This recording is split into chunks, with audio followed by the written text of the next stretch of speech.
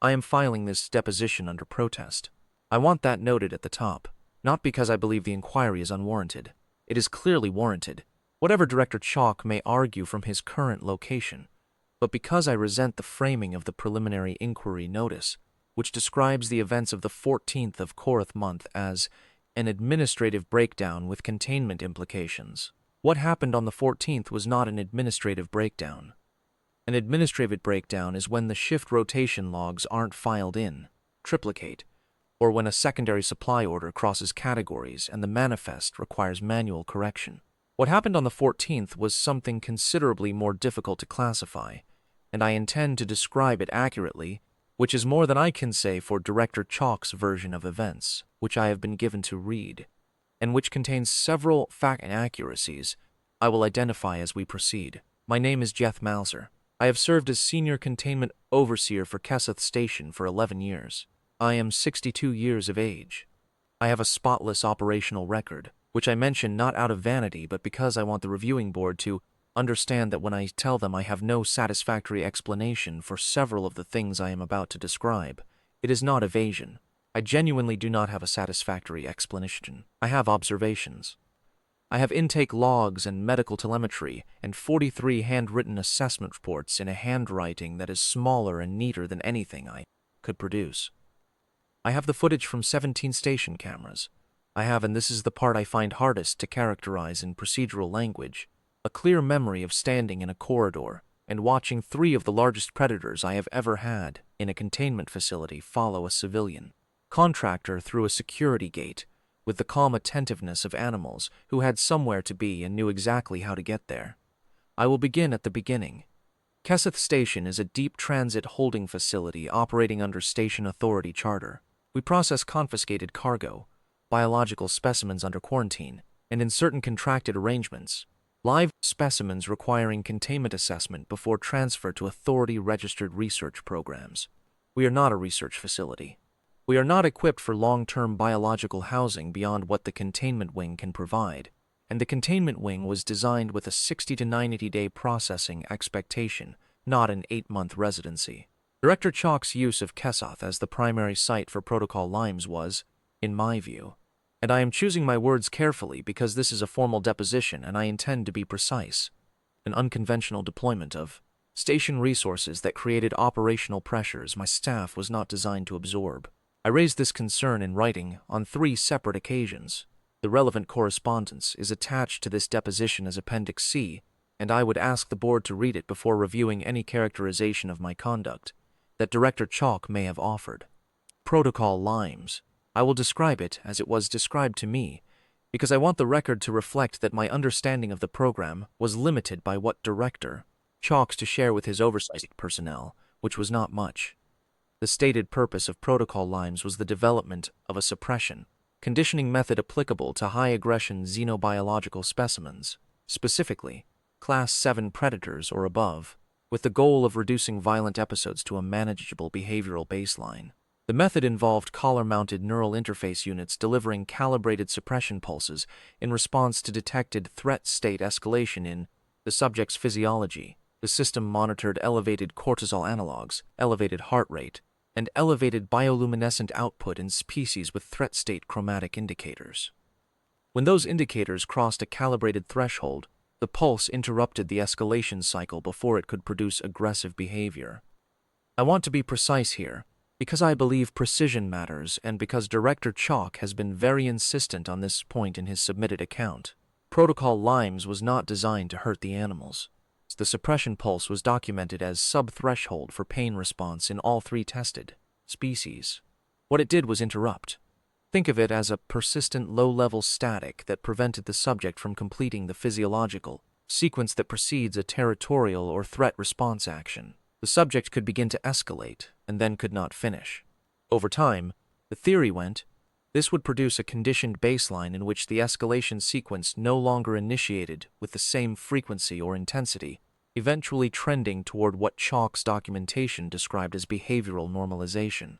Whether the theory was scientifically sound is a matter for the Research Ethics Division, not for me. What I can tell you is that after 8 months of Protocol Limes, the 3 Drath assigned to Keseth's Containment Wing 7 had produced 0 incidents requiring handler intervention, 0 injury reports attributed to them, and a behavioral telemetry profile that Chalk's team described as trending toward baseline some docility. What I can also tell you is what happened on the 14th, and I will leave the connection between these two sets of facts for the board to consider. I should describe the Drath before I go further, because I think some members of the reviewing board may not be familiar with the species, and the description matters for understanding what happened. The Drath are quadrupedal. Adults range from 800 to 1100 kilograms, roughly 2 meters at the shoulder, 3.5 meters from nose to the base of the tail.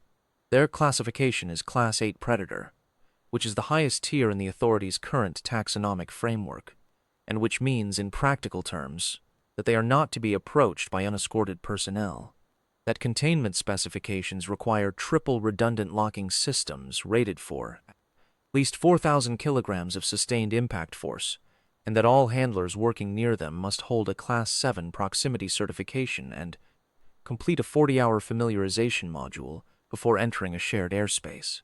The certification and familiarization requirements exist for reasons that become immediately self-evident to anyone who has observed an adult Drath at close range without the benefit of a transparency panel. Their most distinctive physical feature, at least to someone seeing them for the first time, is the bioluminescent throat sac, a broad, semi-translucent ventral panel that runs from the jaw to the sternum and shifts color with the animal's physiological state: amber gold when calm, pale, almost white when in a low-attention resting state, deep crimson when threat indicators are elevated. The shoulder armor is chitinous plating, layered in overlapping sections that I can best describe as resembling the arrangement of hull tile on a medium-weight transport vessel. The same principle of distributed impact resistance, except grown rather than manufactured.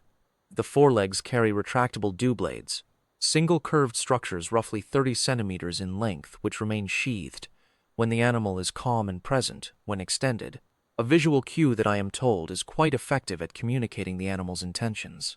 I have, in 11 years, seen the threat crimson display on 2 occasions prior to the 14th, both times during intake processing of newly confiscated animals before containment could be fully secured. I have never seen the dew blades extended on a Drath, and I consider myself fortunate in this.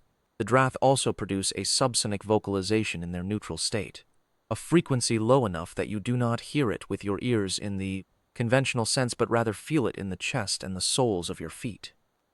When 3 of them are producing this vocalization simultaneously, you feel it in the floor, in the walls. The first time I was in the containment wing while all 3 of them were settled and calm, I thought something was wrong with the station's mechanical systems. My facilities manager spent 40 minutes inspecting the ventilation array before anyone identified the source. The 3 Drath assigned to Protocol Limes arrived at Kesoth 8 months prior to the incident. Their designations under the intake system were Specimen K7 Alpha, Specimen K7 Beta, and Specimen K7 Gamma. They had been confiscated from an unlicensed hauler operating without a biological cargo permit in the outer Corandal Transit Corridor. The hauler's manifest listed them as ornamental fauna, which the inspecting authority officer described in his field notes as the least accurate classification I have encountered in 19 years of service, and which also suggests that the hauler operator had spent very limited time in close proximity to what he was hauling. All 3 were adult males. Their condition on arrival was assessed as adequate, not acutely distressed, not malnourished, not bearing evidence of long-term mistreatment, but not well handled either. 3 animals that had been transported in inadequate conditions by people who understood they were valuable and did not understand what they were. They were assigned to Protocol Limes 4 days after arrival, once Director Chalk completed his preliminary assessment and determined they met the parameters for the program.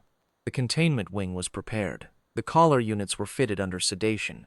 The calibration sequence was initiated.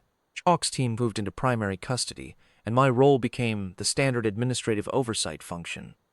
I want to be clear about one more thing before I describe Sarah Vaughn's role, because it is relevant to understanding the whole of what I am about to tell you. In the 8 months prior to the 14th, I personally entered Containment 7 a total of 6 times, all of them for routine administrative inspection of the facility hardware, the locking system diagnostics, the environmental control verification, the standard quarterly review of containment-grade materials. I never observed the Drath at length on any of these visits. I relied on the monitoring feeds and the written reports from Director Chalk's team. If I had spent more time in the wing, specifically, if I had spent more time reviewing the behavioral telemetry against the observation corridor, access logs rather than reviewing each record independently, I might have noticed considerably sooner what I will now describe to you, because the board asked me to explain why the animals behaved as they did on the 14th, and the honest answer begins with Sarah Van and her intake reports. Sarah Van was 34 years old at the time of the incident. She held a station authority contract as a xenobiological intake assessor, a civilian role, not a research position. Her job was to document confiscated or transferred biological specimens for the station's cargo and custody records. Scientific name, physical measurements, estimated age, behavioral observations during intake processing, any notes relevant to transport or housing requirements. She produced intake reports, forwarded them to the authority's biological registry, and retained copies for the station file. She was not part of Director Chalk's research program. She was not a handler. She was not certified for proximity work with Class 7 or above under the standard protocol, though I should note for the board that she held a Class 4 proximity certification for general xenobiological work, which is the same level required for most of our standard quarantine processing positions. She was assigned to document the Drath during their first 4 days at Keseth, before Chalk's team took primary custody, and then her formal involvement was supposed to end. The word supposed is doing considerable work in that sentence. I did not, for the first 7 months, know that Sarah Van was still visiting Containment Wing 7. It was not strictly prohibited for station personnel to access the observation corridor. The prohibition was on entering the secure sections, not on the external observation passage that ran along the outer wall. The observation corridor has reinforced transparency panels 3 centimeters thick, is separated from the containment area by a full security bulkhead. No proximity certification is required for the observation corridor. I should have been aware that she was using it, so was not. The monitoring records, which I reviewed after the incident on the advice of the authority's incident assessor, show that she visited the wing a minimum of 3 times per week for the entire 8 months, almost always during the late watch when the wing was staffed by a single handler rather than a full team. She would sit, and I mean sit, on the floor, beside the transparency panel, which is a 3-centimeter composite barrier between a person and 3 Class 8 predators. 4. Periods ranging from 40 minutes to several hours. She brought materials with her on most visits. Books mostly, though my reading of books covers the range of formats she apparently used. Some physical, some on a reader unit, and on at least a dozen occasions what appears from the footage to have been handwritten pages from her own working files. She read aloud sometimes. The audio logs from the wing confirm this. You can hear her voice in the background of the wing recordings, low and even, nothing in it carrying particular urgency or emotion, just the sound of a person reading a text to an audience that may or may not have been listening. The Drath were listenings. I know this because I reviewed the behavioral telemetry logs after the incident, cross-referenced against the observation corridor access records, at the suggestion of the authority's incident assessor who seemed to have anticipated what I would find. What the telemetry shows, starting from approximately the 3rd week of Sarah Vaughn's informal observation visits, is a consistent pattern. Within 6 minutes of Sarah's arrival in the observation corridor, the threat state telemetry for all 3 Drath dropped to its lowest recorded levels. Not just lower than their protocol period baseline, lower than any reading they had produced since their arrival at Keseth, including the first 4 days of their intake processing.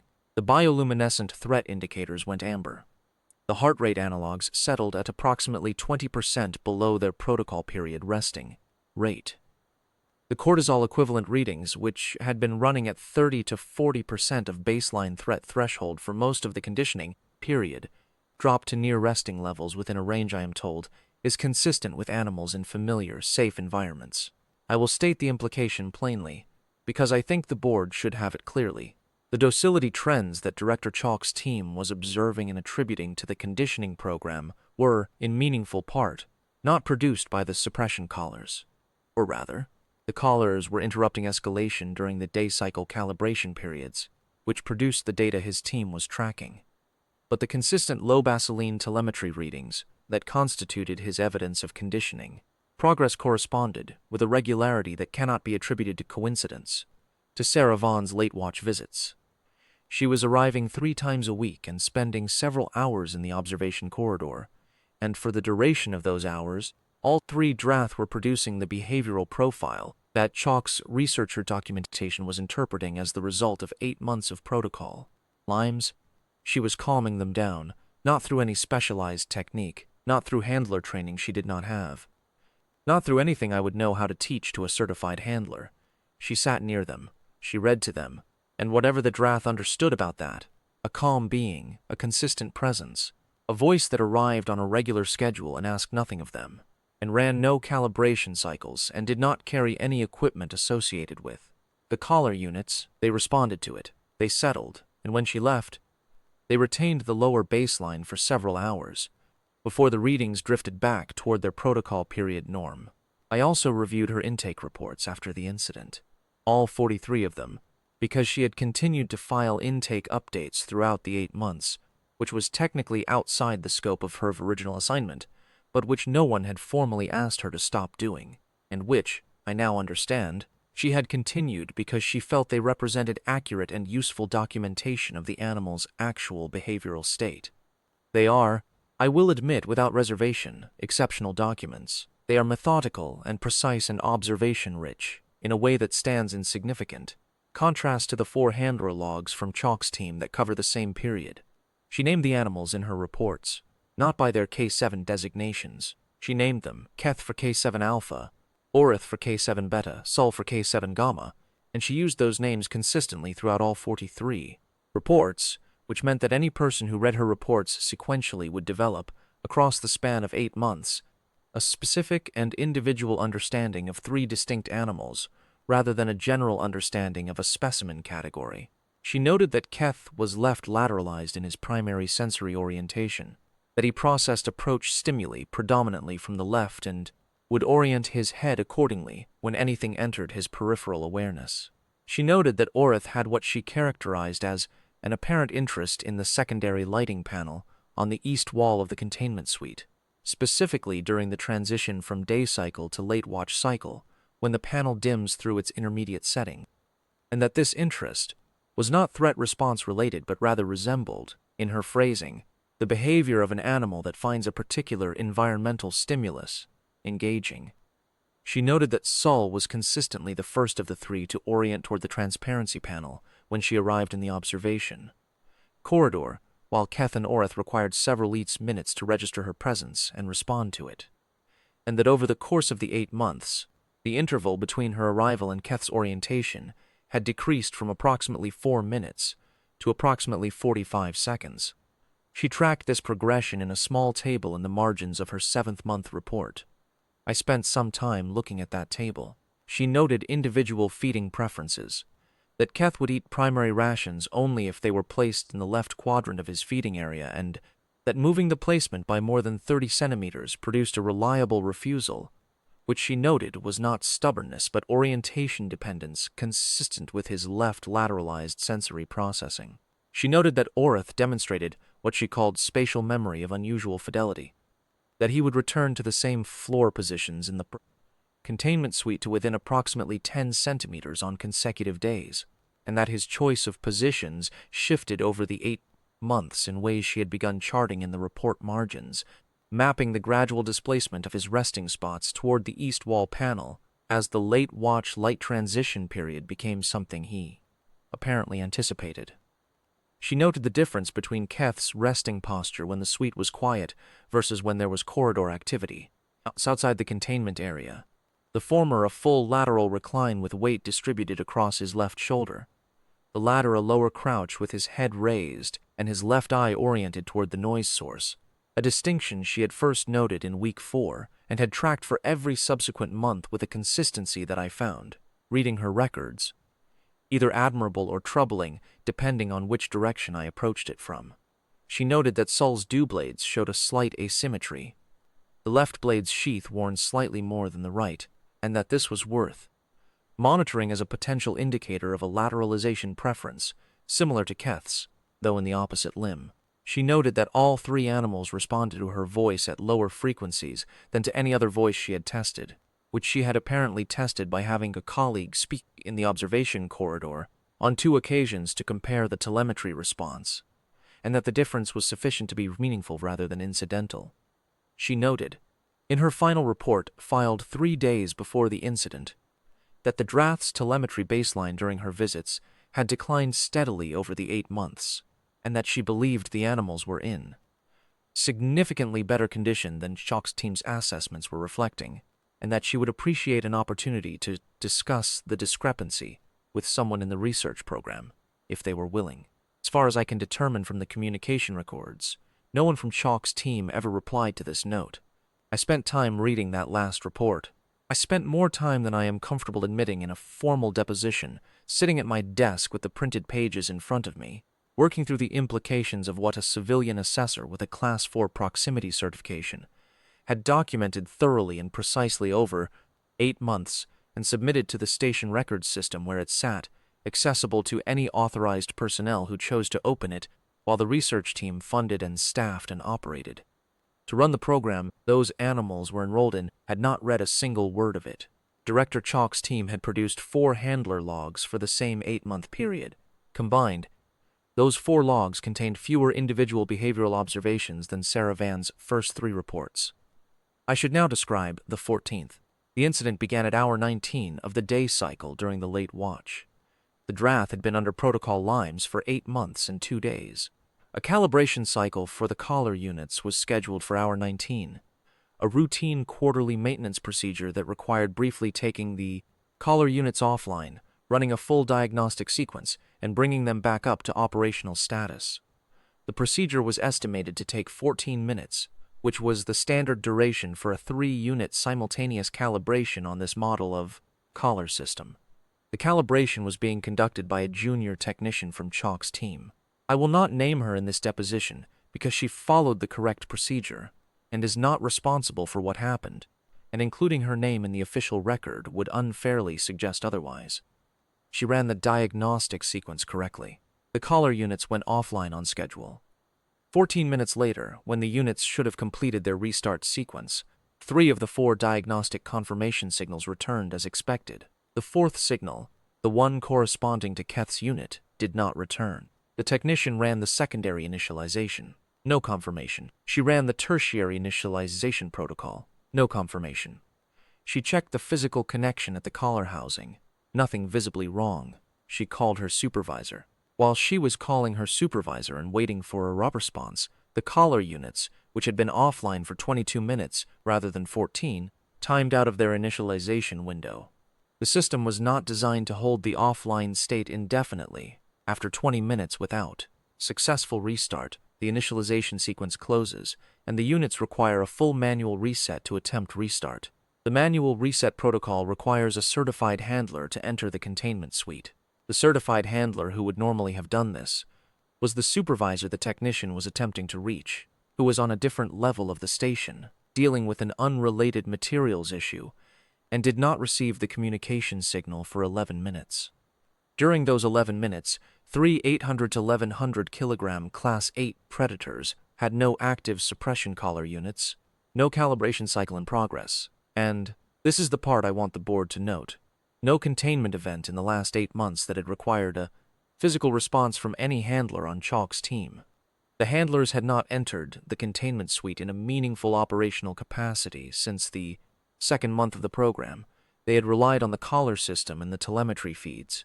They had no established direct relationship with the 3 animals they were supposedly managing. This is relevant context for what followed. I want to be precise about what happened next, because there are several accounts of it and most of them contain at least one inaccuracy. I have the camera footage from all 17 recording positions in and around Containment Wing 7. I have reviewed it multiple times, including twice with the authorities' incident assessor present. At the moment the collars timed out, all 3 Drath were resting in their respective positions in the main containment suite. Keth was against the left wall, his preferred resting position according to Sarah Vaughn's intake reports. Orith was below the east lighting panel in the dim interval of the late watch transition. So was nearest the containment suite door, which was also consistent with the behavioral profiles Sarah Van had documented. She had noted in her 5th-month report that Sol consistently positioned nearest the primary exit point, which she described as sentinel behavior consistent with a pack social species maintaining a habitual boundary role. For 37 seconds after the collar units timed out, nothing happened. Then Sol stood up. He did not perform a threat display. He did not vocalize. His throat sac did not shift from amber toward crimson. He simply stood, which is an act that requires describing, because the camera perspective gives you the full scale of the animal in a way that the telemetry readouts do not. At full height, Sol's head was at the level of the containment suite's overhead lighting array, and the volume of the suite was not, from that perspective, as generous as the floor plan suggested. He walked to the containment suite door. He put his left forepaw against the door-locking mechanism. The door-locking mechanism was rated for 4,000 kilograms of sustained impact force. Sol applied pressure that was not impact. It was a steady weight distributed, patient, and angled at the junction between the locking bar and its housing seat, where the structural tolerance was, according to the facility specifications I reviewed afterward, marginally lower than the rated maximum. The locking bar gave way in approximately 14 seconds. Sol walked through the door as though he had been thinking about the geometry of it for some time. Keth and Orth followed. The subsonic vocalization from all three as they moved into the secondary access corridor was at the idle frequency, neutral, unhurried. If I were describing the sound to someone who had never encountered it, I would say it was the sound of something very large and very purposeful going somewhere it had decided to go. What happened in the containment wing over the next 11 minutes is what I am now required to describe accurately, because Director Chalk's account of this period, the section of his submitted account that I identified earlier as containing factual inaccuracies, characterizes the Drath as having engaged in a systematic aggression pattern against wing personnel. I want to be very clear, they did not. I have the camera footage for every corridor and room in Containment Wing 7 and the administrative corridor adjoining it. I have reviewed all of it, and the authority's incident assessor has reviewed all of it, and the word aggression does not appear in her preliminary fitting. 3 handlers and a technician were present in the wing during the incident. All 4 of them encountered the Drath during the 11 minutes. None of them some sustained injuries attributable to the Drath. What the footage shows is more unsettling to characterize in incident report language than aggression would have been, because it is not aggression. It is deliberate, calibrated avoidance. And avoidance, when the thing doing the avoiding is 3 Class 8 predators and the thing being avoided is you, has a specific quality to it that I find difficult to describe without sounding less than fully professional. When Handler First Class Daven Orth rounded the corner of the secondary access corridor and encountered Keth moving in the opposite direction, Keth stopped. He was approximately 2 meters from Orth. His throat sac held amber. He regarded Orth for what the footage timer shows as 4 seconds. Then he stepped to the right-hand wall of the corridor, not rushed, not threatening, exactly as you would move to let someone pass on a narrow path, and waited while Orth made a series of decisions that I will describe charitably as rapid operational reassessment. The reassessment concluded with Orth moving at significant speed in the direction he had come from. Keth then resumed moving in his original direction. I am describing this in detail because I want the board to understand what the Drath were doing. They were not fleeing. They were not attacking. They were not behaving like escaped predators in an unfamiliar environment, seeking exits or engaging defensive responses. They moved with the focus and the economy of animals that knew exactly where they were going and had no particular interest in the people they encountered along the way. They gave way when someone was in the corridor. They did not threaten. They did not delay. They moved around the people in front of them the way water moves around a stone, not because the stone had any power over the water, but because the water had somewhere to go and the stone was not it. Their destination was Assessment Room 4. Assessment Room 4 is Sarah Van's workspace.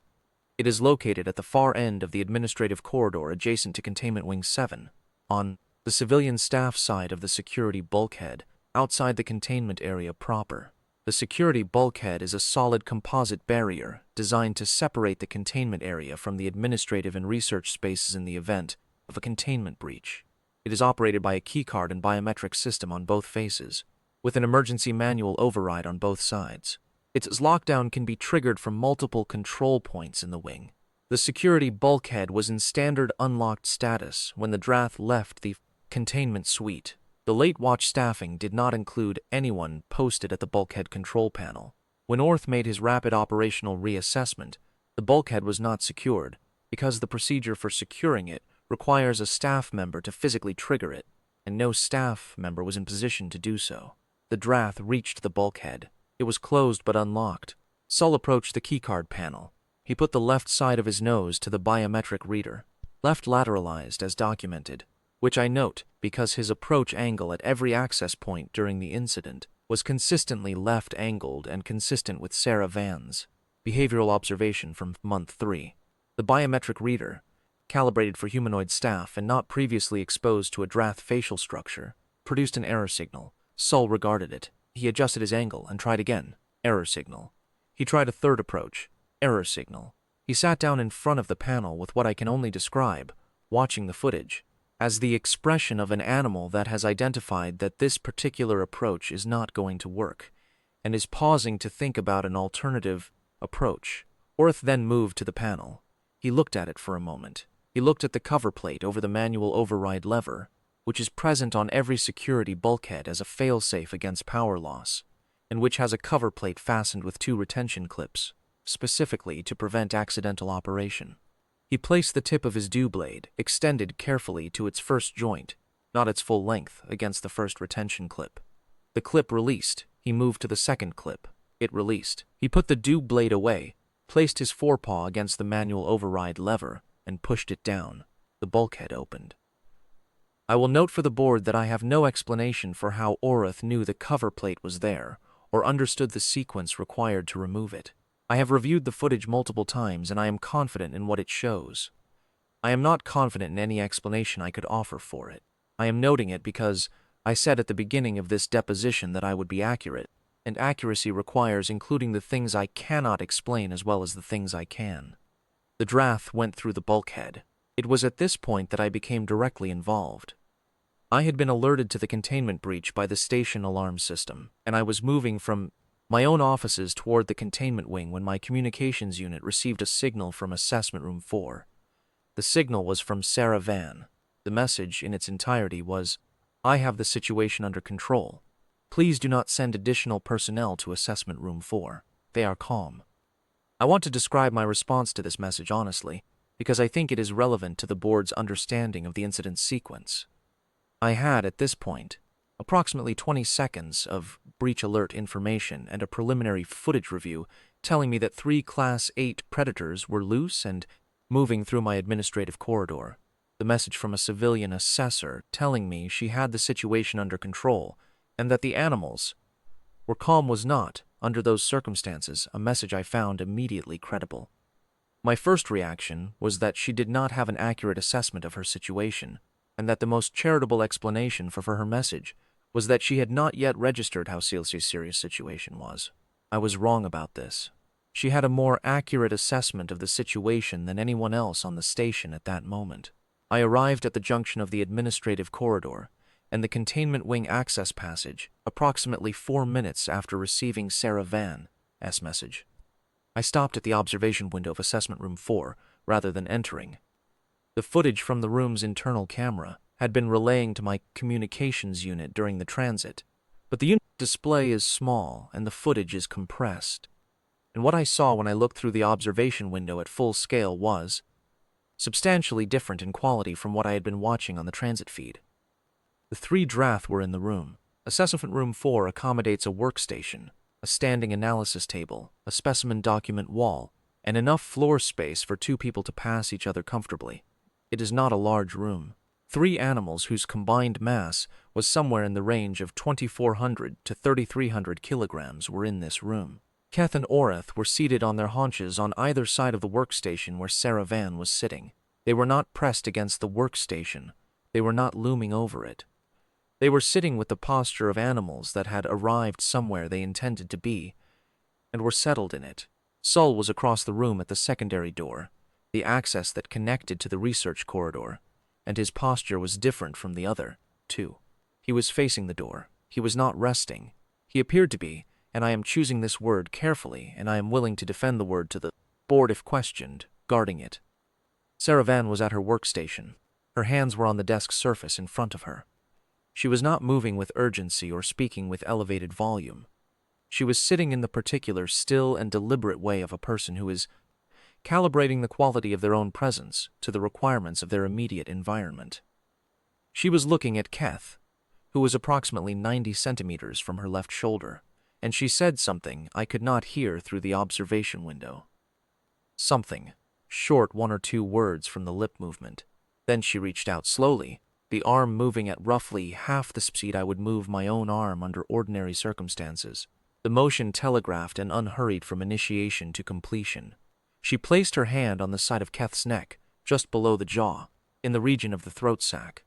The bioluminescent display across all 3 animals shifted in the same moment. Keth, Orath, Sul, all 3, simultaneously. Deep amber, slow rhythmic pulse at the resting interval. Not the pale near white of low attention states, but the warm amber of calm and settled animals. The subsonic vocalization from all 3, which I could feel through the corridor floor under my feet, settled to its lowest neutral frequency. I stood at that observation window for what I estimate was 2 minutes. I am somewhat embarrassed by this in retrospect, because I was the senior containment overseer on duty, and the appropriate course of action involved considerably more purposeful activity than standing and watching. But I will tell you for the record that watching Sarah Fan sit quietly in that room, with 3 Class 8 predators in resting state around her, her hands still resting against Keth's neck, Orath's head gradually lowering until his chin was at approximately the level of her right shoulder, Sul maintaining his quiet station at the door, produced in me a particular kind of disorientation. The kind that comes from encountering something your professional framework has no category for. I could feel the subsonic vocalization through the corridor wall. Not hear it, feel it. The low settled hum of 3 large animals in no distress, in familiar company, in a place they had chosen to be. I had felt that same frequency running through the floor of the containment wing on the 6 occasions I had visited for hardware inspections, and on those occasions it had struck me as a property of the animal's neutral state, a background fact, something the telemetry recorded without particular significance. Standing in the corridor with the observation window between me and assessment room 4, listening with my feet, I understood for the first time that there was a difference between 3 animals producing that frequency in a containment suite, where they were held, and 3 animals producing it in a room where they had arrived by their own decision. The frequency was identical. The quality of it was not. I have run containment operations for 11 years. I have processed 46 Class 7 or above specimens. I have 4 certified handlers on my staff. I have a behavioral research team presence on contract, and I had for 8 months a xenobiological research program operating in my containment wing, under the direction of an experienced research director with a well-funded team and a clearly articulated methodology. And the most stable and secure containment situation I had witnessed in 11 years was a civilian assessor, with a Class 4 certification sitting at her desk with her hand on a Class 8 predator's neck, in a room the predator had opened its own way into, while 2 more Class 8 predators sat flanking her in resting state because she had spent 8 months sitting near them 3 times a week, reading to them, calling them by name, and treating them as individuals whose individual characteristics were worth recording precisely. That was what I was watching through the observation window. I stayed at the window for 2 minutes because I was having some difficulties deciding what category to put it in.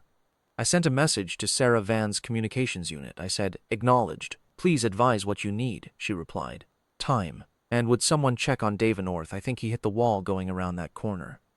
Dave North had a bruised shoulder from his collision with the secondary access corridor wall during his rapid operational reassessment, and his injury was not attributable to the Drath in any manner. I want that clearly noted. I should now describe what happened next, and I want to note that this section of events is where the deposition becomes difficult to write in purely administrative language.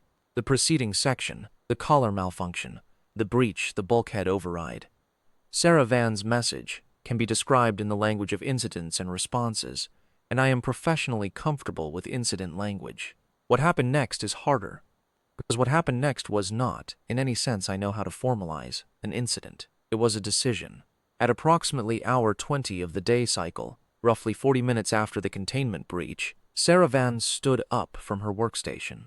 She said something to the three Drath. I have the audio recording from Assessment Room 4, and what she said was, "All right, stay close." Nothing more. The same 4 words she had apparently used at the end of every observation corridor visit for 8 months. According to a cross-reference with the wing audio logs that I completed at the request of the authority's incident assessor. The same 4 words, the same low and even tone, the same matter-of-fact delivery that I had heard in the background of those wing recordings when I reviewed them. She walked to the room's primary door and opened it. The three Drath stood, not after a pause, not at staggered intervals. They stood when she stood, in the same motion, and they followed her into the corridor.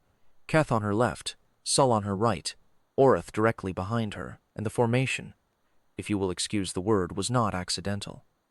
It was the arrangement of animals that had thought about where to be relative to the person they were with. The subsonic vocalization held it idle. Their throat sacs held amber. They filled the administrative corridor from wall to wall. I stepped back from the junction when I saw them coming. I will characterize this as a tactical repositioning. Sarah Van acknowledged me when she reached the addition. She said, "Overseer Maller, are there injured personnel we should check on?" I gave her Orth's location. She nodded and turned in that direction. The Drath turned with her. I followed. It seemed at the time like the most sensible option available to me, which is not a sentence I anticipated writing in a formal deposition, but there it is. We, and I use the word with full awareness of what it covers, went to the secondary handler station where Orth and 2 other handlers had gathered. The handlers' responses to arriving company varied along a spectrum from controlled professional concern to a sincere desire to be confirmed elsewhere. The Drath paid them no particular attention. Sarah Van checked on the injured personnel, confirmed that Orth's shoulder was not serious, confirmed that the technician on Chalk's team had exited safely. Then she said to me, "We should go to Director Chalk's office." I said, "We should?" she said. I did not ask why. The answer was evident. Director Chalk's administrative suite is on the 2nd level, accessed by an ID-locked door with standard biometric entry. He had been in the suite since the breach alert, issuing communications to the containment wing that had gone unanswered in the preceding chaos. He had not left his office. He was following the correct emergency protocol for administrative assessors personnel without containment certification. Shelter in place. Await clearance. Do not attempt to enter the containment area.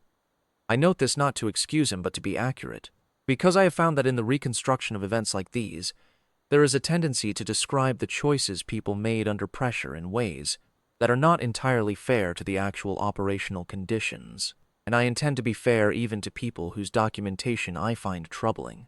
Keth went directly to the ID-locked door. He regarded the biometric panel. He angled his head, left side first, as always, and placed the left side of his jaw against the reader in a specific lateral orientation.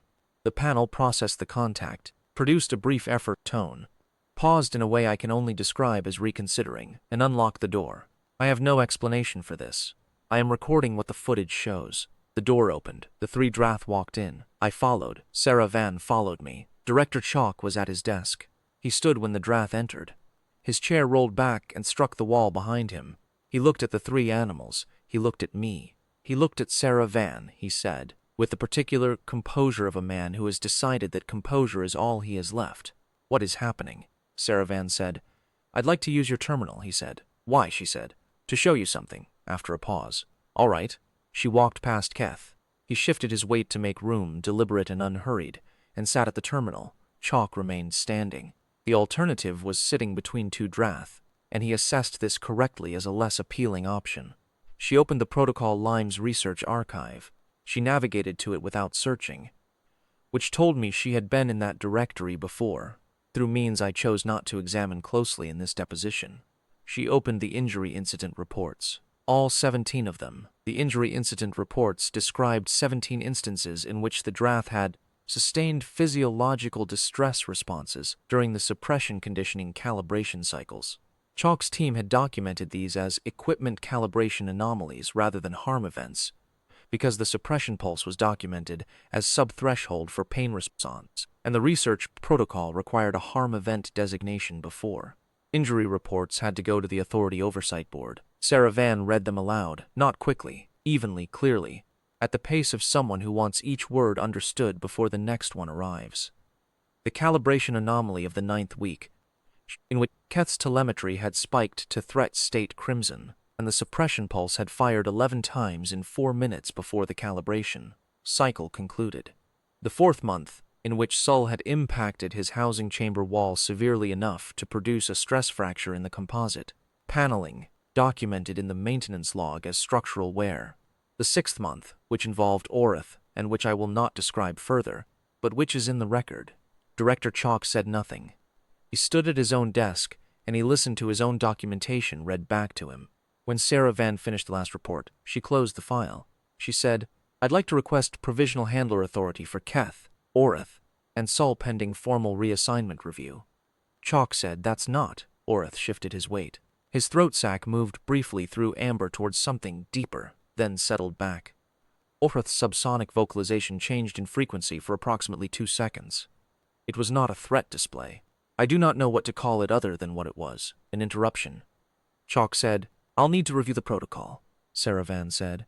"I've already pulled it. You can authorize it from this terminal." There was a pause. I called the station authority inspection team at hour 21. I want to be clear that I called them on my own judgment, not at Sarah Van's request. I called them because the injury incident reports she had read aloud had given me a significantly altered picture of the last 8 months of Protocol Limes, and because, as the senior containment overseer, I had a professional obligation to ensure the authority was informed of conditions that might constitute a specimen welfare concern. This is recorded in my communication logs. I did not consult Director Chalk before making the call. I did not consult anyone. I picked up my communications unit and made the call. The inspection team arrived at hour 17 of the following day cycle. In the intervening time, Sarah Van stayed in the containment section with the 3 Drath. She slept, based on the monitoring footage, in assessment room 4, on the floor near the transparency panel, with Orath's chin resting approximately 20 centimeters from her feet. Keth was at the primary door. Sull maintained his position at the secondary door, as he had from the beginning. She requested secondary rations be left at the corridor access point, which Sull collected at the threshold and distributed through means I do not fully understand, but which apparently satisfied the allocation requirements of all 3 animals.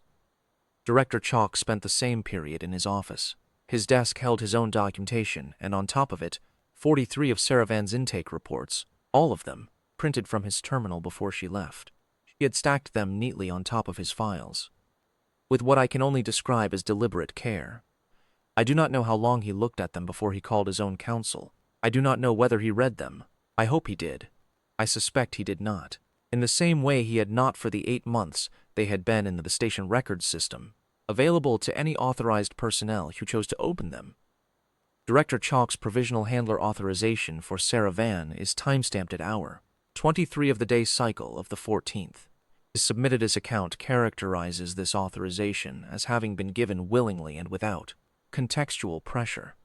I am noting for the record that the context at the time of authorization included 2 Drath on either side of his desk and 1 Drath between him and the exit, all of them in resting state, and all of them producing the subsonic vocalization at idle frequency, which you feel in the floor through the soles of your shoes.